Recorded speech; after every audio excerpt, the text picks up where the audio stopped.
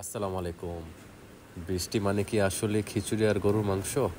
এক কাপ চা নিয়ে যদি আপনি বেলকনিতে বসে বৃষ্টির সাথে একটু শেয়ারিং করে থাকেন, তাহলে কিন্তু বৃষ্টিটা আরও বেশি মধুর হয়ে যায়। বৃষ্টি নিয়ে আসলে অনেক কিছু, গানও আছে, কবিতা আছে, গল্প আছে, আরও অনেক কিছুই আছে বৃষ্টি নিয়ে। যাই হোক, আর সারাদিন সকাল থেকে ঝুম বৃষ্টি সারাদিন। যেহেতু সারাদিন বৃষ্টি ছিল আজকে, তো বৃষ্টির মধ্যে রেস্টুরেন্টে না গিয়ে বাসায় অনেকটা জোরে টাইম দিয়েছি।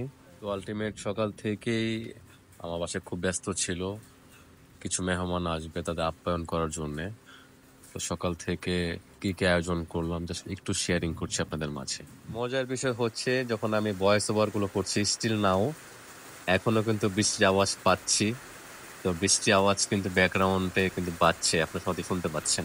আইটেম গুলোর মধ্যে রয়েছে শাহী টুকরা, চিতই পিঠা, তেলের পিঠা, পাটিসাপটা পিঠা, রুই মাছ ছিল, চিকেন তান্দুরি ছিল, জালি কাবাব ছিল, চিকেন অন্থন, গরু মাংস রেজালা, চিকেন রোস্ট।